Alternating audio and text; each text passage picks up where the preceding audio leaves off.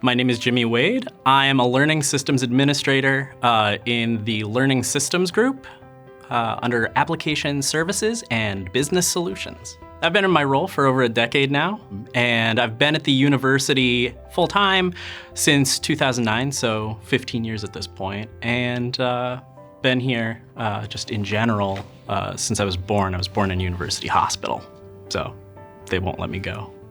So in learning systems, some of the things we're responsible for is running, supporting, developing, and piloting learning tools. So in the enterprise learning tool set, Carmen Canvas, Carmen Zoom. We also have MediaSite, which is our lecture capture platform. We have U.OSU, which is WordPress blogs. We have Top Hat, it's classroom response. We also run the Secure Media Library, Foreign Language Library, and we support PebblePad for student portfolios and any of the stuff that ties those things together.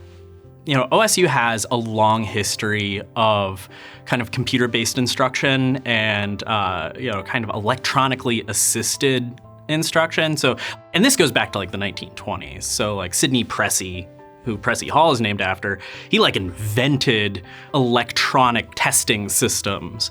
But about 1998, we saw the first, what you would call a modern learning management system called WebCT. And so there were a few versions knocking around campus. OCIO ran one centrally. Math and Physical Sciences had their own. College of Medicine had their own. And Lima ran their own. Then in about 2004, 2005, folks got together, kind of very similar to the way our innovation team manages these processes now. Got together, got a bunch of faculty, staff from around the university, and said, hey, we need to have a centralized experience. This is becoming less novel and more of a utility. And so we moved from this product WebCT and we stood up Desire to Learn, and the overall branding for it is Carmen. So anytime you see Carmen, like we have now Carmen Canvas and Carmen Zoom, that's centralized learning tool set. So we ran Desire to Learn from about 2005 to 2016, and then we moved to Canvas, which is software as a service. It's in the cloud, and yeah, we've been running that now almost a decade. So some of the ways LSI has changed is we're no longer LSI.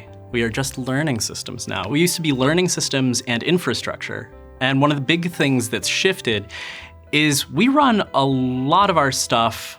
Well, actually, we don't run a lot of our stuff anymore. A lot of it's in the cloud. A lot of it's software as a service. So we only have a couple of on-premise systems left. So our focus has been able to shift a lot more toward kind of user outreach, seeing what do we need that we're not doing right now. So we've moved more toward innovation in terms of proactively seeing, is our current tool set meeting our needs?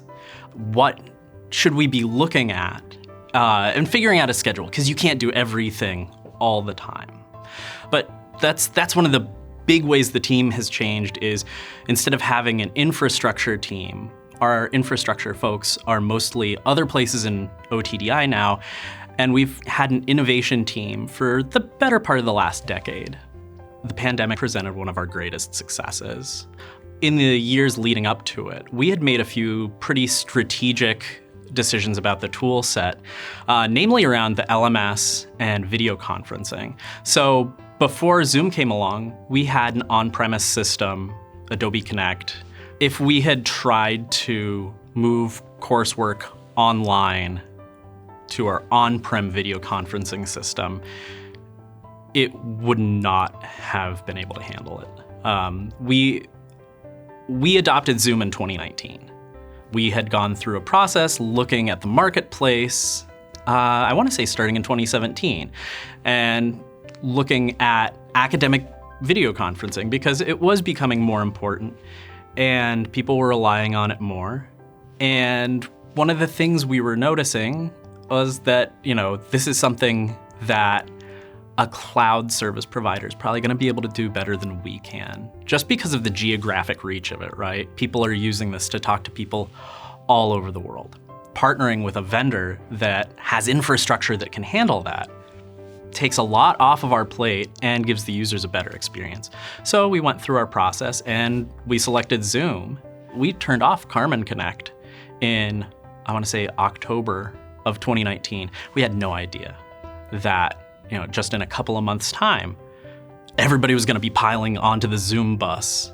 And so between that, a cloud-hosted LMS, and oddly enough, an on-premise media delivery platform, we actually weathered that better than a lot of the cloud-hosted media providers did, because they hadn't engineered for the sudden extra volume. And fortunately, we had been working toward that for quite some time. So it was very challenging, and I'm not going to pretend that it went like swimmingly smoothly. But in retrospect, it could have gone so much worse. And we learned a lot, and we built a lot of bonds as kind of a learning technology community around campus.